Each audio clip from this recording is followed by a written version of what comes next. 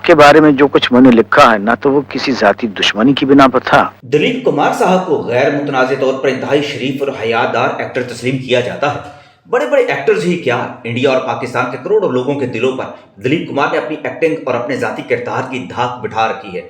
मगर आखिर वो भी इंसान थे, उनसे भी कुछ गलतियां हुई, खताएं हुई और फिर उन्होंने गलतियों को फिर से दोहराने की कोशिश नहीं की। उनकी कुछ गलतियां और खताएं ऐसी थी जो उनकी जवानी में रूनुमा हुई और उनके किरदार का धब्बा बन गई थी। हर एक्ट्रेस उनके साथ काम करना अपनी कामयाबी और एजाज समझती थी, मगर बहुत कम लोग ही जानते हैं उनके साथ सरैया जैसी उस वक्त की सुपरस्टार एक्ट्रेस और गुलकारा ने काम करने से इनकार कर दिया था। बल्कि दिलीप कुमार की एक हरकत की वजह से सुरैया ने दिलीप कुमार पर हमला भी करा दिया था। यह वाकया खुद सुरैया ने बरसों बाद सुनाया था कि दिलीप कुमार ने जब सुरैया को जिनसी तौर पर हरासा किया तो उसने इस पर सख्त एक्शन लिया था। यह वाकया कैसे रूनुमा हुआ? हालांकि सुरैया के अलावा कोई और ऐसी एक्ट्रेस नहीं जो दिलीप कुमार साहब पर ऐसा घिनौना इल्जाम लगाती हो, मगर सुरैया का अपना नाम और मुकाम था। दिलीप साहब की ओछी हरकत से सुरैया का दिल ही टूट गया था और खुद दिलीप कुमार बरसों इस बात पर रंजीदा भी रहे थे कि उनसे यह क्या हरकत हो गई। ये 1951 का वाकया है। दिलीप कुमार की फिल्म हलचल रिलीज हुई तो उन्होंने अपने जिगरी दोस्त के आसिफ से फरमाइश कर डाली कि अब उनके साथ सुरैया को कास्ट किया जाए। हलचल के आसिफ की डायरेक्शन में बनी थी और इस फिल्म की वजह से के आसिफ और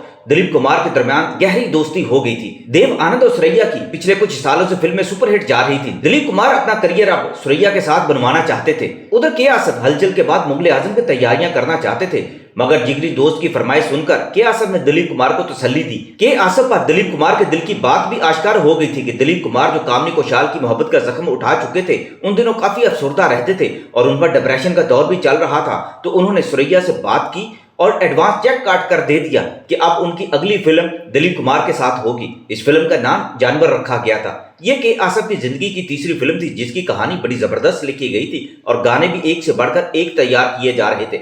लता जी के साथ इसमें सुरैया के साथ भी गाने गवाए गए थे। जानवर में एक सीन ऐसा था जो असल फसाद बन गया था और जिसने दिलीप कुमार साहब जैसे देवता को उठाकर जमीन पर फेंक दिया था। सीन के मुताबिक एक जहरीला सांप सुरैया की टांग पर काट लेता है और सांप का जहर दिलीप कुमार ने चूस कर निकालना होता है। के आसिफ ने सेट पर रिहर्सल शुरू कराई और पहले दिन सुरैया पर सांप काटने का मंजर फिल्माया जाना था। इस रिहर्सल में सीन कुछ ऐसे बनता है कि दिलीप कुमार दौड़ते हुए आते हैं और सुरैया की सफेद दबीज टांग हाथों में पकड़कर सांप के कांटे पर मुंह रखकर जहर चूसने लगते हैं। पहले दिन की रिहर्सल में इस सीन में कई घंटे लग गए और के आसिफ ने यह कहकर रिहर्सल छोड़ दी कि मजा नहीं आया। अगले दिन यही सीन फिर रिहर्सल के लिए तैयार किया गया। रिहर्सल में सीन कुछ ऐसे ही दिखाई देता है। सुरैया बेहोश पड़ी है, दिलीप उसकी टांग को पकड़कर उस जगह से चूसना शुरू कर देते हैं और फिर जब यही एक सीन करवाने की रिहर्सल का चौथा दिन हो गया तो सुरैया का पारा चढ़ गया। उसके अंदर की औरत खटक गई कि ये रिहर्सल के नाम पर कुछ और हो रहा है। आमतौर पर बहुत से नाग नागिनों सपेरों की फिल्मों में ऐसे सीन फिल्माए जाते हैं और उनकी रिहर्सलें भी होती हैं, मगर दिलीप कुमार और सुरैया जैसी एक्ट्रेस और के आसिफ जैसा डायरेक्टर तो इस फिल्म को फिल्माने में इतना टाइम नहीं लगा सकता। जबकि एक सीन की रिहर्सल को 4 दिन गुजर चुके थे। सुरैया को यकीन हो गया कि दिलीप कुमार और के आसिफ जानबूझकर उसके साथ ऐसा कर रहे हैं। सुरैया ने घर जाकर अपनी नानी बादशाह बेगम और मामू जहूर को यह किस्सा सुनाया तो उन्हें समझ लगी कि रिहर्सल के नाम पर क्या घिनौना खेल खेला जा रहा है। अगले दिन वही रिहर्सल का ड्रामा शुरू होता है। दिलीप कुमार सुरैया की टांग पकड़कर चूसने लगते हैं कि अचानक सुरैया अपनी टांग जोर से खींच लेती हैं और दूसरी टांग से दिलीप कुमार को परे धकेल देती हैं और लाल पीली होकर खड़ी हो जाती हैं।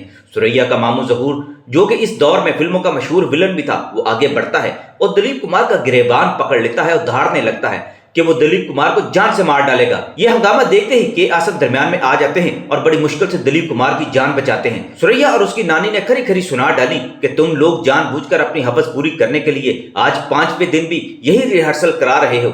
सुरैया ने इनकार कर दिया कि वो इस फिल्म में काम नहीं करेगी जिसके लोग ही गंदे होंगे। के आसिफ ने कहा, मैंने तुम्हें पैसे दिए हैं, मेरा नुकसान कौन पूरा करेगा? तुम्हें फिल्म में काम करना होगा, तुमने एग्रीमेंट किया हुआ है। सुरैया ने के आसिफ की बात सुनी तो चेक बुक निकालकर एक चेक भरा और कहा, ये लो पैसा और अपना नुकसान पूरा कर लो, लेकिन मैं तुम लोगों की बदमाशी नहीं चलने दूंगी। सुरैया ने फिल्म छोड़ी तो उसके चर्चे बहुत ज्यादा हुए।